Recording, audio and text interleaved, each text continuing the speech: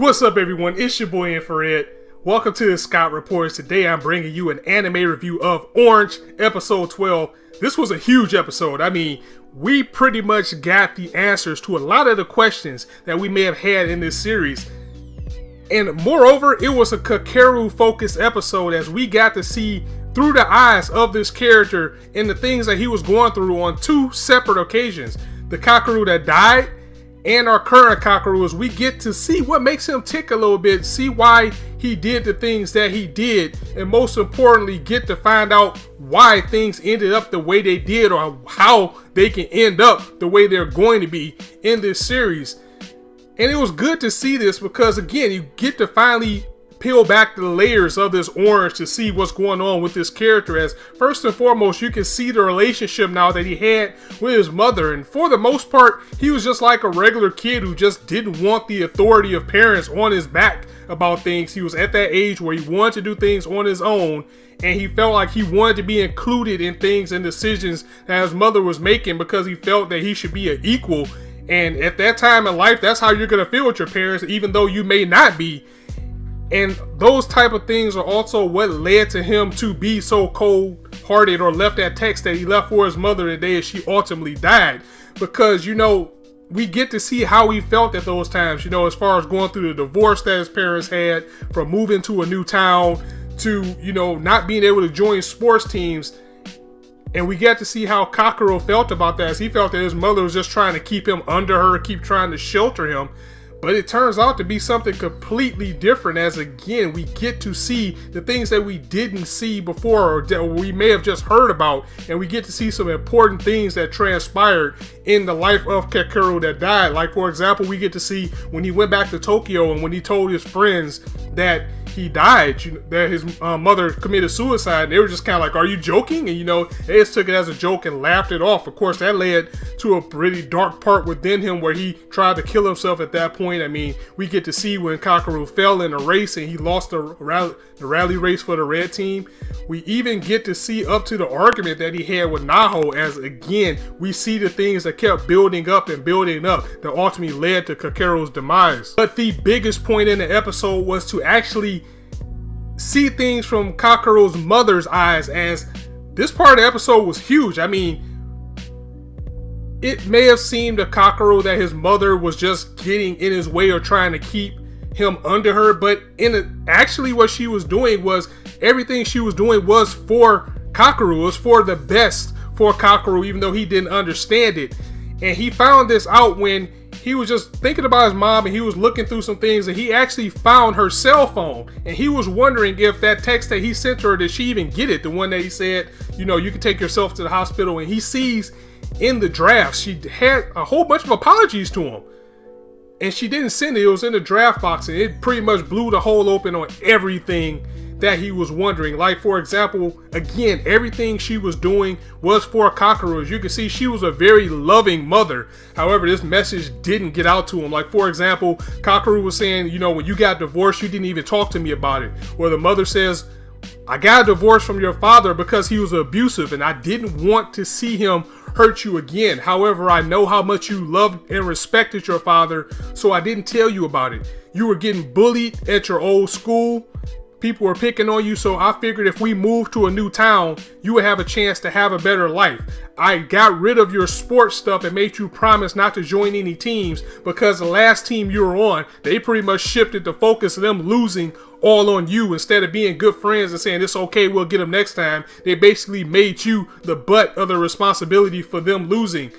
And this hits Kakeru and myself really hard to know that they try to make it seem like his mother was just like mentally ill, or maybe just crazy and killed herself, or depressed or sad. Even though she still was, to see that she had Kakeru's best interest in her heart and in her mind and at the forefront the entire time for the decisions that took place to get things to where they were in the series, is very sad. And I wish he could have saw it sooner. I wish some things could have happened between him and the mother, so of course this wouldn't have happened. I wish it was some way you can go even further back in time to make it where he could save his mother. But to know all of this just made things worse for Kakeru, as again, he did try to kill himself one time after he came back from seeing his friends, but his grandmother saved him. Then after that, it was the event that led to his death, which, you know what, at this point, you can't really even say it's an accident now, even though in his heart and in his mind, he probably was thinking about killing himself. He just didn't mean to do it at that time, as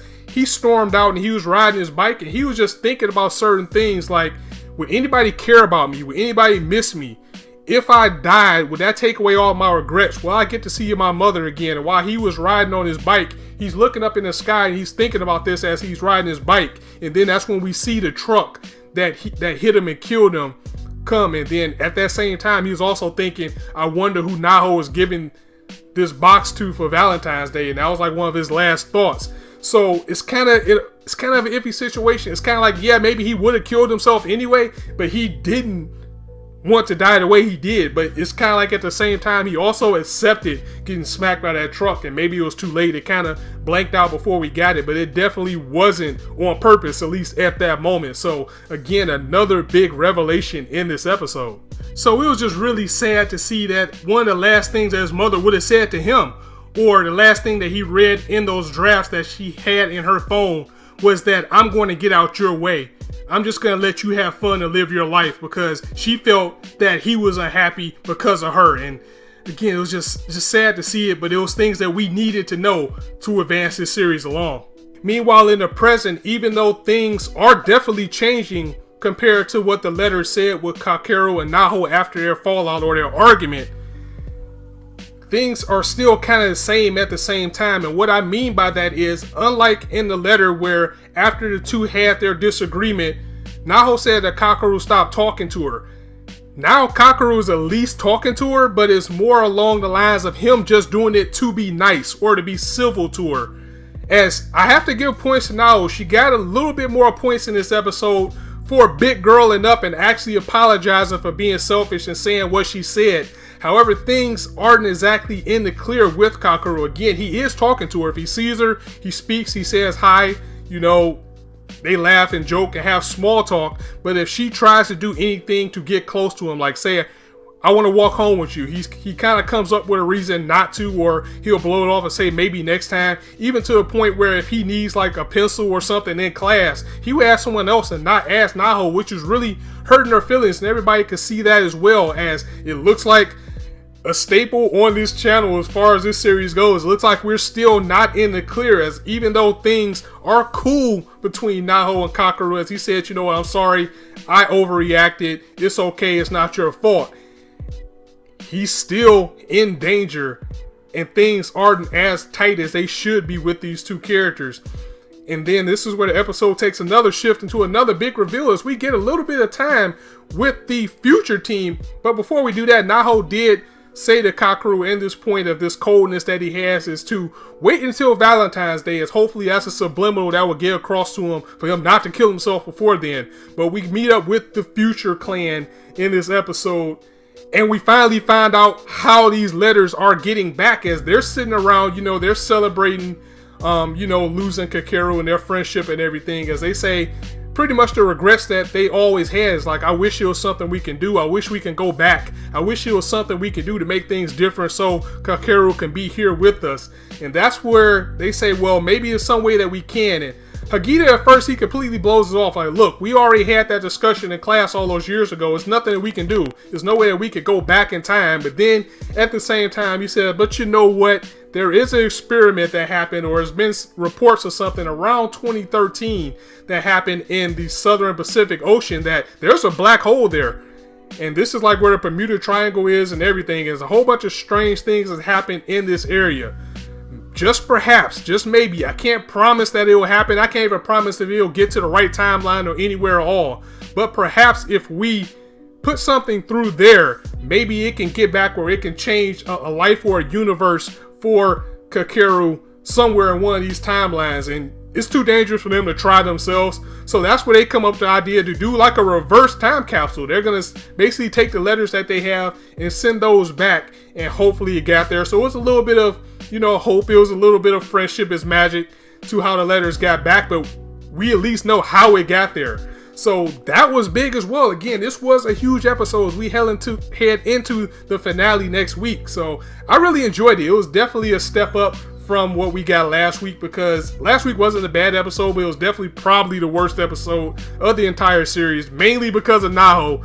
But she got a little bit of points back in this episode, redeemed herself just a little bit after calling her worst girl of 2016. That might still hold true, but at least she's making progress, and hopefully she can keep making progress as we head to the end, as we still have to save Kakeru at this point, because even though he's acting like he's happy, there's still something dark within him that could still cause him to go down the wrong path. So guys, let me know what you thought of this episode in the comments. I know I loved it. It was fantastic, and once again, I thoroughly enjoyed this series. It has really been a treat, and it is my first slice of life, so after this I'm definitely going to be looking for more things like it. So if you like this video, go ahead and drop it a like, and if you want to hear more, go ahead and hit that subscribe button, as there's not a shortage of content for you guys to indulge on this channel. And as I always say, you guys can be anywhere on YouTube right now, but you chose to listen to me, and I really appreciate that, so thanks for stopping by. Your boy Infrar-Ed signing out.